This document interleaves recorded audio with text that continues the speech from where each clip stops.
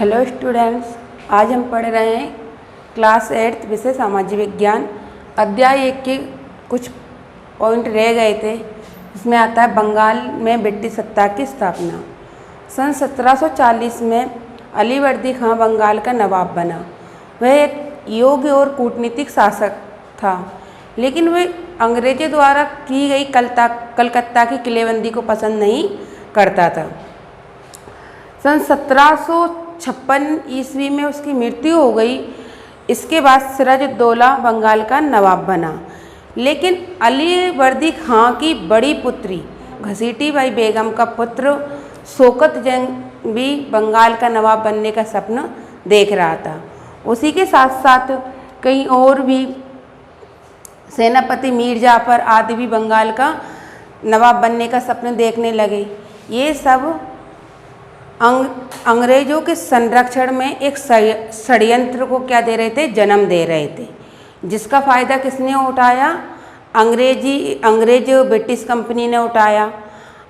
सिराजुद्दौला भी अंग्रेजों द्वारा कलकत्ता की किलेबंदी को पसंद नहीं करता था और अंग्रेज ब्रिटिश कंपनी भी सिराजुद्दौला को व्यापार का कर और उचित सम्मान और भेंट भी नहीं देते थे, जिससे क्या सिराजुद्दौला बंगाल का खजाना धीरे धीरे खाली होने लगा और ब्रिटिश सत्ता की पकड़ वहाँ मजबूत होने लगी। और उस समय ब्रिटिश सत्ता, ब्रिटिश कंपनी, जो शासक, जो मीर जाफर, शौकत जंग, अली, जे कुछ नवाब बनने का सपने देख रहे थे, तो उनमें जो ब्रिटिश कंपनी थी ना, फूट डालो शासन करो की नीति अपनाने लगी, जिससे धीरे धीरे बंगाल पर ब्रिटिश की सत्ता स्थापित होती गई। इसके और आगे की जानकारी हम नेक्स्ट चैप्टर में पढ़ेंगे। अब हम देखते हैं भारत में ईस्ट इंडिया कंपनी के शासन का विस्तार।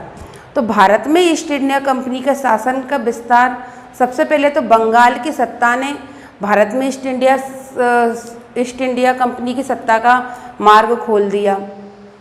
उसके बाद धीरे धीरे प्लासी युद्ध, सायक संधि, हड़प नीति, विलय नीति, ये और दत्तक पुत्र न लेने की अधिकार, ऐसे कई कारणों से धीरे धीरे ब्रिटिश सत्ता का भारत में विस्तार होता चला गया। अब हम कुछ और पॉइंट देखते हैं। भारत में सहायक संधि की नीति किस गवर्नर जनरल द्वारा अपनाई गई? तो सहायक संधि क्या होती है? एक मैत्रीपूर्ण संधि होती है। सहायक संधि का जन्मदाता लॉर्ड वेलेस्ली को कहा जाता है। ये एक प्रकार की मैत्रीपूर्ण संधि है जिसका प्रयोग सन 1798 से, इसका प्रयोग सन 1798 से 1805 के बीच देसी रियासतों को ब्रिटिश ईस्ट इंडिया कंपनी में या अंग्रेजों के अपने अधिकार लेने के लिए किया गया। सहायक संधि अंग्रेजों की साम्राज्य नीति पर आधारित थी। सहायक संधि जो थी अंग्रेजों की साम्राज्य विस्तार नीति पर आधारित थी। अब सहायक संधि नीति किस गवर्नर जनरल द्वारा अपनाई गई? तो सहायक संधि नीति गवर्नर जनरल लॉर्ड वेलेस्ली द्वारा अपनाई गई। अब सहायक संधि की शर्त क्या थी? जो नवाब या राजा उस समय सहायक संधि करते थे, तो उन्हें अपनी राज्य की सीमाओं पर ब्रिटिश सेना की एक टुकड़ी को रखना होता था, नंबर 1 शर्त। नंबर दूसरी शर्त कि अपने शासन में या अपने राज दरबार में ब्रिटिश एक अधिकारी को रखना होता था। जो ब्रिटिश अधिकारी था ना, वो शासन कार्य में राजा या नवाब के हस्तक्षेप करता था। और तीसरी शर्त थी कि जो राज्य की सीमाओं पर ब्रिटिश सेना रखी जाती थी, उसका खर्च, आय का एक टुकड़ा या एक भाग उस सेना की टुकड़ी के लिए देना होता था।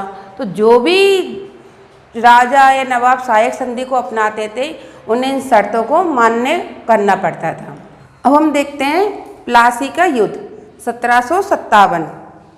23 जून 1757 ईस्वी को क्लाइव तथा नवाब की सेनाओं के बीच प्लासी के मैदान में क्या हुआ? युद्ध हुआ।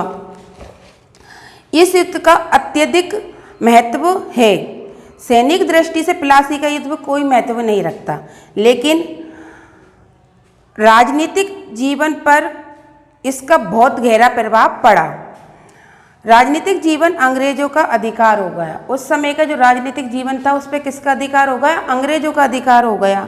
आर्थिक दृष्टि से प्लासी युद्ध के बाद बंगाल की लूट आरंभ हो गई।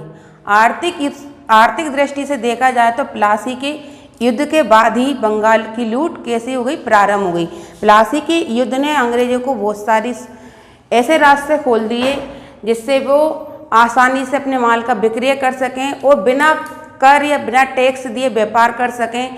इस प्रकार प्लासी के युद्ध के बाद बंगाल की लूट प्रारंभ हो गई।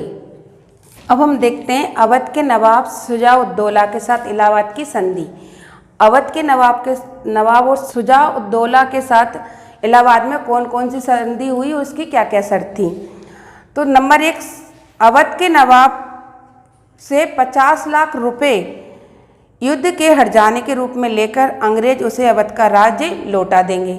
दूसरी थी, कड़ा और इलाहाबाद तथा उसके आसपास का क्षेत्र अवध से पृथक यानी अलग कर मुगल बादशाह शाह आलम को दे दिया जाएगा। तीसरा है चुनार का दुर्ग यानी किला चुनार का दुर्ग अंग्रेजों को मिलेगा। इस संधि में ये शर्त लिखी गई। अंग्रेजों को अवध की सीमाओं के भीतर बिना कर दिए व्यापार की सुविधा मिलेगी। अंग्रेजों को बिना कर दिए अवध में व्यापार की सुविधा मिलेगी। ये सभी संधि की शर्त थी। इलाहाबाद संधि की क्या थी? शर्त थी। विलय नीति लॉर्ड डलहौजी द्वारा चलाई गई थी। भारतीय राज्यों को प्रत्यक्ष रूप से कंपनी के अधीन यानी अंग्रेजी शासन के अधीन करने के लिए गवर्नर जनरल लॉर्ड डलहौजी ने विलय नीति यानी हड़प नीति का अनुसरण किया। सर्वप्रथम उसने भारतीय राज्यों द्वारा दत्तक पुत्र लेने की प्रथा को, दत्तक पुत्र यानी किसी भी राजा की अगर कोई संतान नहीं होती, कोई वंशज नहीं होता, तो वो दत्तक पुत्र, जैसे हम कह लेते हैं गोद ले लिया किसी को, उसे दत्तक पुत्र कहते हैं। तो दत्तक पुत्र की प्रथा क्या कर दी? समाप्त कर दी। यानी जिस भी राजा के कोई संतान नहीं है तो वो उस राज्य को ब्रिटिश सरकार यानी ब्रिटिश कंपनी अपने अधीन कर लेती थी। तो इसमें मुख्य कौन से थे? झांसी, सतारा, नागपुर, ये प्रमुख ऐसे राज्य थे इनमें दत्तक इनके कोई संतान नहीं थी। तो यहाँ से उन्होंने दत्तक पुत्र लेने की प्रथा को समाप्त कर दिया और इन राज्यों को अपने राज्य में मिलाना यानी हड़प विलय करने की योजना चलाई। मैसूर और पंजाब के विस्तृत राज्य को युद्ध द्वारा ब्रिटिश शासन का अंग बना लिया गया। इस प्रकार लॉर्ड डलहौजी ने विलय नीति का अनुसरण किया और अपने साम्राज्य में, ब्रिटिश साम्राज्य में धीरे धीरे सभी राज्यों को हड़प यानी युद्ध से जीतना और विलय यानी जिस भी राजा के कोई पुत्र नहीं है, कोई शासक नहीं है, आगे वंशज नहीं है, उसे अपने राज में मिलाना आदि विलय नीति के कारण थे और ये डलहौजी ने चलाई थी। तो आज का आपका होमवर्क है अध्याय 1 के दीर्घ उत्तरीय प्रश्न में से प्लासी युद्ध के कारण बताइए, इलाहाबाद की संधि की शर्त बताइए, लॉर्ड डलहौजी की विलय नीति को समझाइए। इन सबको अपनी फेयर बुक में अच्छे से पाठ को पढ़कर, समझकर और वीडियो देखकर अपने अनुसार यानी अपनी भाषा का प्रयोग करते हुए इनके आंसर लिखना है और आपको अपना होमवर्क ग्रुप में सेंड करना और चेक करवाना है। Thank you.